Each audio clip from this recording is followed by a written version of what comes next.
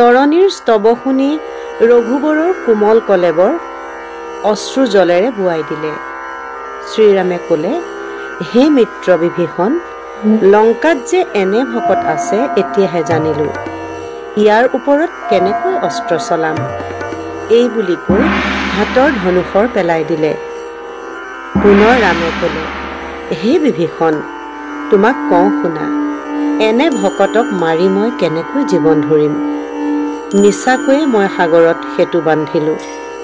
গতিকে লংকাৰ যুদ্ধ নকৰি পুনৰ বনলৈকে যাওঁ। ইমান যুদ্ধ কৰাৰ কেৱল শ্ৰমেই সাৰ হ'ল। বুজিলো, সীতাক উদ্ধাৰ কৰা নহ'ব। সীতাৰ উদ্ধাৰ নোহোৱালৈকে ৰাজ্যলৈ যাব নোৱাৰো। ভক্তৰ গাত কেনেকৈ সৰপ্ৰহাৰ কৰিম? ভক্তৰ শৰীৰত অকণমান কাঁইটেৰে বিন্ধিলেও মোৰ অন্তৰত খেলে বিন্ধাৰ সমান কষ্ট পাওঁ। তেনে ভকতক মই কেনেকৈ বাণ প্ৰহাৰ কৰিম? এনেকৈ চিন্তা কৰি ৰঘুনাথে যুদ্ধৰ পৰা বিৰত হৈ চিন্তা কৰিবলৈ ধৰিলে। ৰাজীৱ লোচনৰ সদয় হৃদয় দেখি তৰণীয়ে মনে মনে ভাবিলে, বোধ কৰোঁ মোৰ স্তৱত তুষ্ট হৈ ৰামে মোৰ ওপৰত অস্ত্ৰ প্ৰহাৰ কৰা নাই। কিন্তু এই ৰাক্ষস দেহ কেনেকৈ উদ্ধাৰ হ'ব? যুদ্ধৰ বাহিৰে পৰিত্ৰাণ নাই। সেই বুলি ভাবি ধনুৰ্বাণ তুলি লৈ কৰ্কশ বাক্যৰে ক'বলৈ ধৰিলে, ৰাম, তোক কৈছো শুন। তোক বুজিবলৈহে প্ৰিয় বাক্য ক'লো। কেনেকৈ বুজিলি মই যুদ্ধ নকৰো বুলি? মোৰ এই শৰে তোক এতিয়া যমলোকলৈ পঠাম। তোৰ বীৰত্বৰ কথা চৰাচৰে জানে। ভৰতে তোক খেদি তোৰ পৰা ৰাজ্য কাঢ়ি ললে। তোক মাৰি লৈ মই লক্ষ্মণক সংগ্ৰামত বধ কৰিম। সীতাক ৰাৱণৰ সৈতে সিংহাসনত বহুৱাম। তৰণীয়ে এনেকৈ কোৱাত খঙত লক্ষ্মণৰ শৰীৰ কম্পিত হ'ল। লক্ষ্মণে ক'লে, দুষ্ট নিশাচৰ জাতি, প্ৰাণৰ ভয়তে তই মিনতি কৰিছিলি। তই ক'ৰ ভকত? পাপিষ্ঠ দুৰ্জন। এই বুলি লক্ষ্মণে বাণ জুৰিবলৈ ধৰিলে। তাকে দেখি তৰণীয়ে মনতে ভাবিলে, তাৰ ৰামৰ হাতত মৰিবলৈ মন। এই বুলি তাৰ মনত বিষাদ লাগিল। বিভীষণে তৰণীৰ অভিপ্ৰায় বুজিব পাৰি ৰঘুনাথক যোৰহাটেৰে ক'লে, হে ৰাম, ই লংকাৰ ভিতৰত দুৰ্জয় বীৰ। এবাৰ লক্ষ্মণ ৰণত মূৰ্ছিত হৈছে, আকৌ কিয় তেওঁক ৰণলৈ পঠোৱা? এই দুষ্ট নিশাচৰক তুমি নিজ হাতেৰে বধ কৰা। কথা শুনি ৰঘুবৰে হাতত ধনু লৈ চোকা চোকা বাণ মাৰিবলৈ ধৰিলে। তৰণীয়ে সেইবিলাক আধা পথতে কাটি পেলালে। তৰণীয়ে বাছি বাছি শৰ মাৰিবলৈ ধৰিলে। সেই শৰে ৰামৰ কোমল শৰীৰ জৰ্জৰিত কৰিলে। দুইজনে সমান সমানভাৱে যুঁজিবলৈ ধৰিলে। এইবাৰ কোপত ৰামে অৰ্ধচন্দ্ৰ বাণ জুৰিলে। বাণ দেখিয়েই তৰণীয়ে ভয় খালে। এপাত বাণেৰে ৰথৰ 4 ঘোঁৰা কাটিলে। অশ্ব কটা যোৱাত ৰথ অচল হ'ল। লাফ দি তৰণী মাটিত পৰিলহি। পৰ্বত পাষাণ বৃক্ষ যিহকে সন্মুখত দেখে তাকেই তৰ্জন কৰি ৰামৰ বুকুত হানিবলৈ ধৰিলে। বৃক্ষ আৰু পাথৰে অন্ধকাৰ কৰি পেলালে। প্ৰহাৰত ৰঘুবীৰ কাতৰ হ'ল। মুখ শুকাই গ'ল, বাহু নচলা হ'ল, যেন পূৰ্ণিমাৰ চন্দ্ৰক ৰাহু এগ্ৰাসিলে। ৰণত ৰাম কাতৰ হোৱা দেখি তৰণীয়ে ভাবিলে, ৰামৰ বহুত পৰিশ্ৰম হৈছে। পুত্ৰ দ্বাৰা সকলো মিছা মায়া, সকলো অলিক। যুগে যুগে বহুত কামনা কৰি এইবাৰ পৰম ৰিপু, পৰম ঈশ্বৰক পালো। ৰাজ্য ধন পৰিজন একো বিচৰা নাই। ৰামৰ হাতত মৰি গোলোকলৈ যাওঁ। তৰণীয়ে এনেকৈ মনে মনে ভাবোতে বিভীষণে শ্ৰীৰামৰ কাণত ক'লে, হে ৰঘুবৰ, তোমাক এটা নিবেদন কৰোঁ শুনা। ইয়াৰ মৰণ ব্ৰহ্ম অস্ত্ৰৰেহে হ'ব। এই নিশাচৰক অন্য অস্ত্ৰৰে মাৰিব নোৱাৰা। এই বৰ সি ব্ৰহ্মাৰ পৰা পাইছে।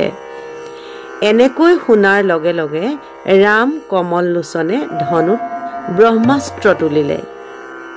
বানৰ এনে গৰ্জন যেন মেঘেহে গৰ্জিছে।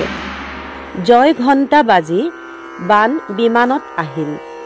স্বৰ্গৰ দেৱতাসকলে সুমংগল ধ্বনি কৰিব লাগিলে। তৰণীয়ে যোৰহাট কৰি ৰামক ক'বলৈ ধৰিলে, হে প্ৰভু, তুমি মোক পৰলোকত স্থান দিবা। এনেকৈ ভাবোঁতেই শৰীৰত আহি বান লাগিলেহি।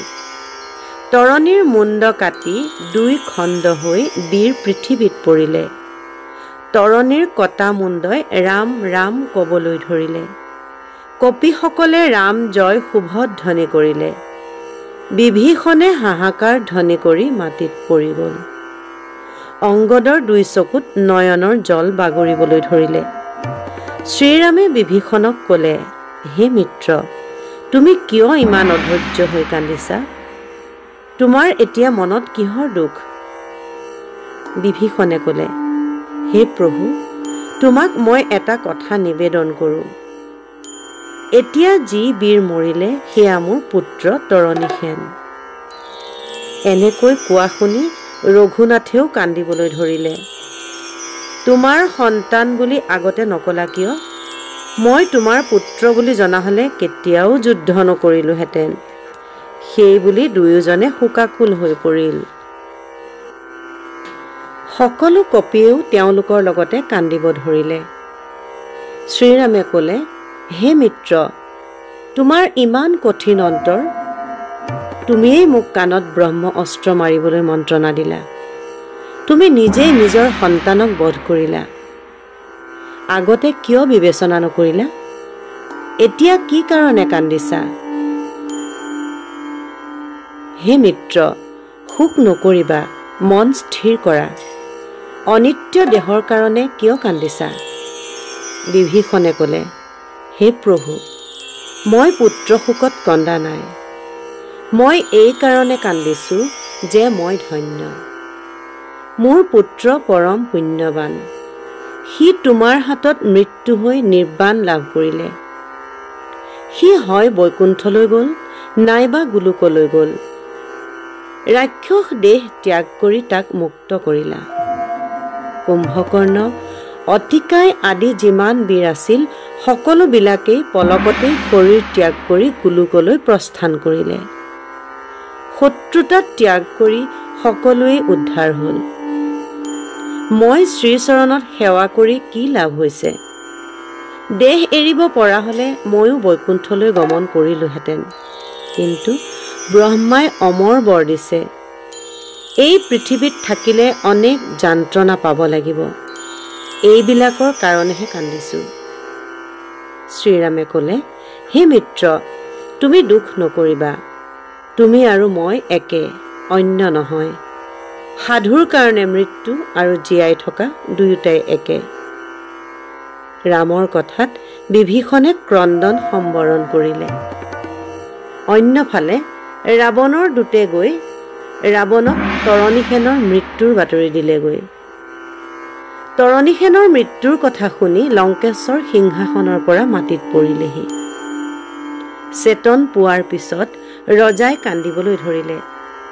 ৰজাক পাত্ৰ মিত্ৰসকলে নানান প্ৰবোধ দিবলৈ ধৰিলে। তৰণীৰ মাকে মৃত্যুৰ বাতৰি পাই কান্দিবলৈ ধৰিলে।